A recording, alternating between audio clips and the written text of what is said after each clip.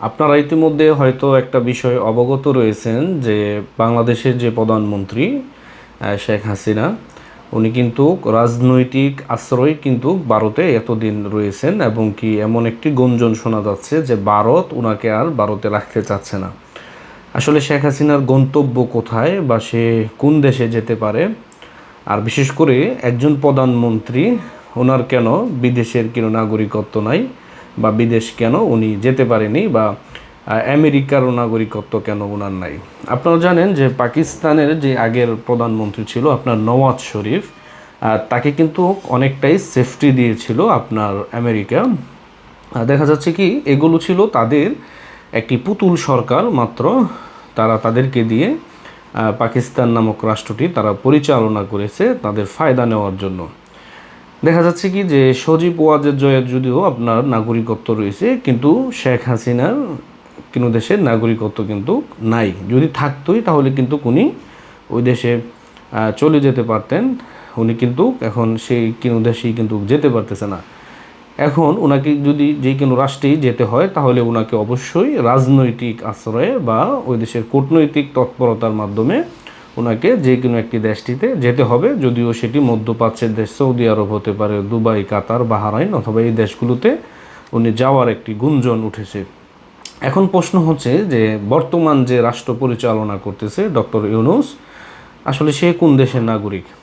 তার তো একটি নাগরিকত্ব রয়েছে, যদিও সে আপনার নোবেল জয়ী, তাকে নোবেল দিয়ে জয়ী করা হয়েছে এবং কি শান্তিতে সে নোবেল পেয়েছে। আপনারা হয়তো জানেন এরকম যারা শান্তিতে নোবেল পেয়েছে তারাই কিন্তু এই বিশ্বের মধ্যে বেশি অশান্তি সৃষ্টি করেছে, যা কিনা আমরা আগেও প্রত্যক্ষভাবে দেখেছি। মায়ানমারের অং সান সুচির কথা যদি আমরা বলি, যে সেই পরিস্থিতিও কিন্তু সেখানেও ঘটেছিল। এখন প্রশ্ন হচ্ছে যে প্রধানমন্ত্রীর কেন বিশ্বের বিভিন্ন দেশে আপনার সেকেন্ড হোম নাই? উনি তো বাংলাদেশের প্রধানমন্ত্রী এবং কি ওনার গ্রামের বাড়ি হচ্ছে টুঙ্গিপাড়া এবং কি ওনার জন্মভূমি হচ্ছে সেখানে। এখন ডক্টর ইউনূস সাহেব যে আপনার আমেরিকার নাগরিকত্ব প্রাপ্ত একজন লোক, আসলে সে চাইলে কিন্তু যে কোনো মুহূর্তে এই দেশ থেকে চলে গিয়ে সেখানে আপনার একটি আশ্রয় নিতে পারে যদি রাজনৈতিক প্রেক্ষাপট অনেকটা খারাপ হয়ে যায়।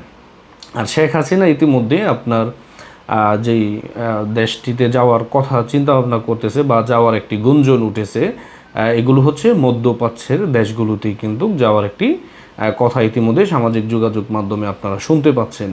আসলে এগুলো হচ্ছে ভারতের, আমি মনে করি অভ্যন্তরীণ তাদের একটি বিষয়। তারা যেহেতু তাকে গ্রহণ করেছে, তারা তার সেফটি অনুযায়ী তাকে কোথায় পাঠালে ভালো হবে বা কোথায় গেলে সে নিরাপদে থাকবে সেটি অবশ্যই ভারত আপনার সিদ্ধান্ত নেবে বলে আমরা মনে করি।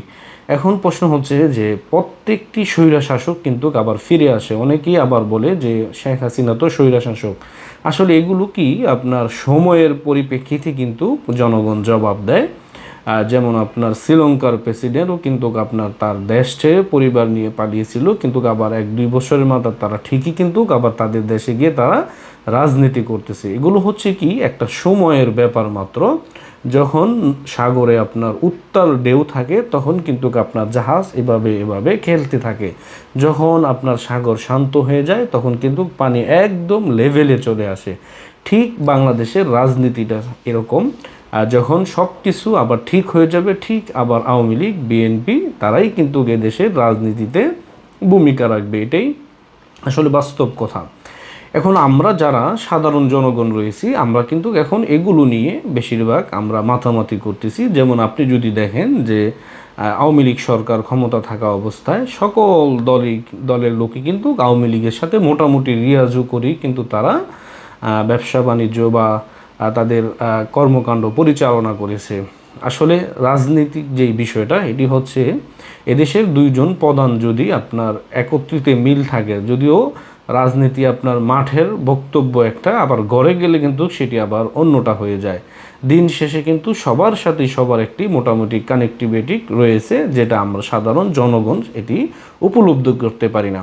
এই জন্য বলবো আমরা যারা সাধারণ কর্মী রয়েছি বা আমরা যারা রাজনীতি করি বা যেই কোনো দলের হয়ে রাজনীতি করি, আমরা যেন রাজনীতি নিয়ে অতি উৎসাহী হয়ে আমরা যেন কেউ ঝগড়ায় লিপ্ত না হই। কারণ রাজনীতি এমন একটি বিষয়, রাজারা শুধু এগুলা নিয়ে খেলে, আর যারা প্রজা রয়েছে তারা সবসময় এটা নিয়ে গবেষণা বা সমালোচনা করতে থাকে। এটাই হচ্ছে রাজনীতি। এই জন্য আগে রাজনীতির প্রেক্ষাপট আমাদেরকে বুঝতে হবে। রাজনীতির প্রেক্ষাপট আমরা যদি বুঝতে পারি বা রাজনীতির সমীকরণ যদি আমরা বুঝতে পারি, তাহলে কিন্তু আমরা সঠিক পথে চলতে পারবো। এই জন্য বলবো, শেখ হাসিনা আসলে কোথায় যাবে, ভারতেই থাকবেন না উনি মধ্যপ্রাচ্যের দেশগুলোতে যাবেন, এরকম গুঞ্জন উঠেছে। আসলে এটা কোনটা সত্য? এখন প্রশ্ন হচ্ছে যে উনি ভারতেই থাকবে কিনা বা ভারত থেকে ওনাকে কোন দেশে পাঠাবে, এটা অবশ্যই ভারত সিদ্ধান্ত নিবে। আর আপনারা অবশ্যই জানেন যে খালেদা জিয়া যেমন বলেছিল আমার বিদেশে বাড়িঘর নাই, ঠিক শেখ হাসিনারও কিন্তু বিদেশে কোনো বাড়িঘর নাই। তারা দুজনেই এই দেশের সন্তান, তারা এদেশের জন্য করেছে, এটা আমাদের মানতেই হবে।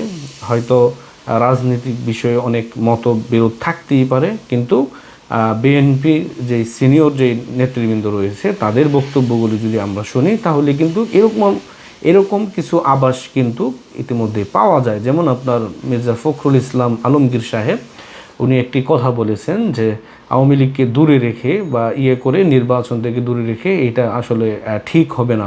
এটা আসলে কি, যারা রাজনৈতিক নেতৃবৃন্দ তারা এই বিষয়গুলো অনেক গভীরভাবে পর্যবেক্ষণ করে। এই কথাগুলো থেকে কিন্তু অনেক কথা চলে আসে। যেমন আপনার জামায়াত ইসলাম, ওনারাও কিন্তু বলেছিল যে আমরা আওয়ামী লীগকে ক্ষমা করে দিয়েছি, কিন্তু পরবর্তীতে ওনাদের সুর কিন্তু পাল্টে গেছে। আসলে রাজনীতি এমন একটা বিষয়, এগুলো যদি বুঝতে হয় তাহলে এই সেক্টরে আপনাকে প্রচুর সময় ব্যয় করতে হবে। আমরা সাধারণ জনগণ কিন্তু এই বিষয়গুলো কখনোই আমরা বুঝবো না।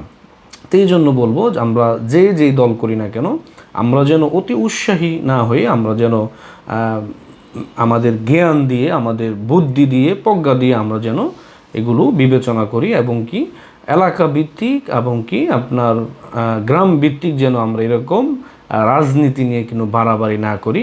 কারণ এদেশের জনগণ সঠিক সময়ে সঠিক সিদ্ধান্ত নিতে তারা প্রস্তুত থাকে সব সময়। তো অবশ্যই সামনে কি হয় আপনারা এটি দেখতে থাকুন।